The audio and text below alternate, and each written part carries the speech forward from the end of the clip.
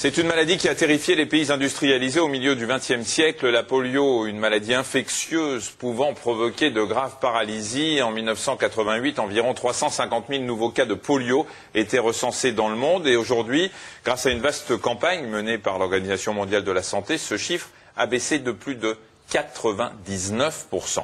Mais pour autant, la polio n'est pas encore éradiquée. Marina, c'est le thème du dossier. Oui, la polio est provoquée par un virus qu'on appelle le poliovirus, qui pénètre dans l'organisme par la bouche quand une personne boit de l'eau ou mange de la nourriture contaminée, par exemple. Et ensuite, ce virus va se multiplier dans la paroi de l'intestin. Et le plus souvent, il s'arrête là, il va s'attaquer au système digestif et provoquer des symptômes en fait, qui ressemblent un peu à ceux de la grippe, des courbatures, fièvre, vomissements, troubles intestinaux. Mais dans 1% des cas, le poliovirus s'attaque aussi aux cellules nerveuses de la moelle épinière. On va le voir, Michel. Voilà, on va voir une moelle épinière, une coupe de moelle épinière. L'avant est ici, l'arrière là.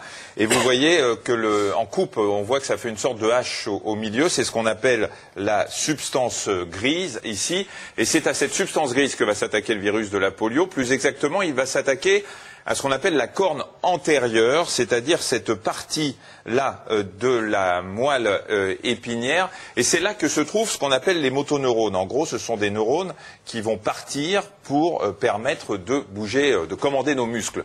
En s'attaquant à ces neurones, le polio va provoquer des paralysies plus ou moins sévères qui peuvent aboutir à des malformations parfois très invalidantes. On comprend bien sur ce schéma, la moelle épinière est là, les nerfs vont en partir et s'il y a une atteinte à ce niveau, il n'y a plus de commande, d'où les paralysies. 5 à 10% des malades paralysés vont mourir de la polio parce que les muscles respiratoires de la cage thoracique ont été touchés et ont cessé de fonctionner. C'est au milieu du XXe siècle que l'épidémie a pris une ampleur très inquiétante. En France, par exemple, on recensait jusqu'à 4500 nouveaux cas tous les ans. Il faut savoir qu'il n'existe aucun traitement contre la polio. Une rééducation efficace, doublée parfois de chirurgie, peut améliorer la vie des personnes paralysées. Mais face à l'ampleur de l'épidémie, les recherches médicales au début du siècle se sont tournées vers l'élaboration d'un vaccin. C'est cette histoire que nous rappellent Nicolas Robida et Isabelle Gastebois. C'est l'histoire d'une maladie disparue dont 50 000 Français portent encore les stigmates. C'est l'histoire de Chantal et de milliers d'enfants nés après la guerre. Alors en 1950, j'ai eu la polio, ça s'est passé de façon très rapide, puisque la veille, j'étais une petite fille de presque 5 ans qui était tout à fait valide et remuante. Et en une nuit, l'attaque de polio a été fulgurante. Je me suis retrouvée le lendemain matin sans pouvoir bouger, ni les bras, ni les jambes, ni le torse. Par chance, la polio s'est arrêtée avant les muscles respiratoires, mais ça a été un cataclysme. Un cataclysme qui frappe violemment la France des années 50. Le virus de la polio s'attaque au système digestif et nerveux. Quand l'atteinte est massive, des paralysies brutales apparaissent après une semaine d'incubation. Pour les jeunes enfants, premières victimes de l'épidémie, commence un isolement de plusieurs années, rythmé par des traitements rudimentaires. En 1950-56, les fauteuils roulants pour les petits n'existaient pas. On n'avait pas le droit d'avoir un fauteuil roulant. Donc j'ai été très longtemps, jusqu'à l'âge de 8 ans à peu près, dans une poussette d'enfant que mon père avait améliorée pour que je puisse rentrer mes grandes jambes de 8 ans.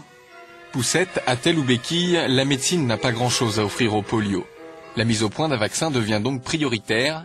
Et le 12 avril 1955, le docteur Jonas Salk fait la une de la presse américaine.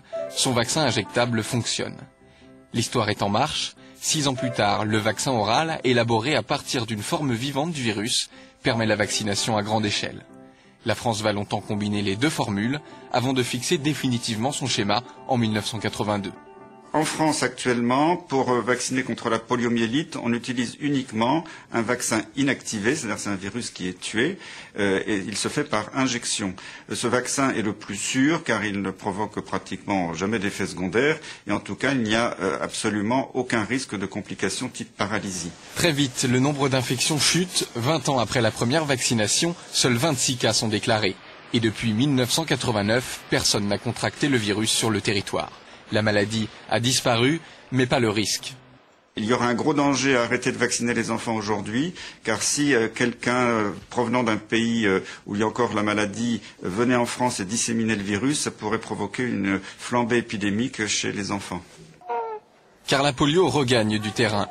Au Nigeria, épicentre de la maladie, les autorités ont suspendu les campagnes de vaccination accusées de fertiliser les femmes.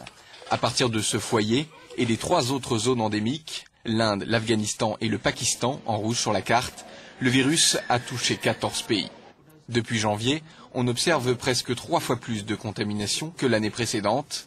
Un revers pour l'Organisation mondiale de la santé, qui a fait de l'éradication de la polio l'un de ses objectifs prioritaires.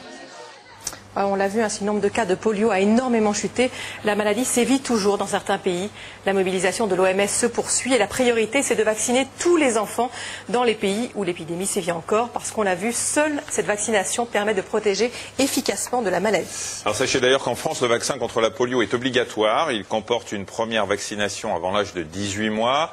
Ensuite, des rappels entre 16 et 18 mois, à 6 ans. Et entre 11 et 13 ans, il ne faut pas les oublier. Ensuite, des rappels chez l'adulte sont recommandés tous les 10 ans environ. Il faut savoir aussi que la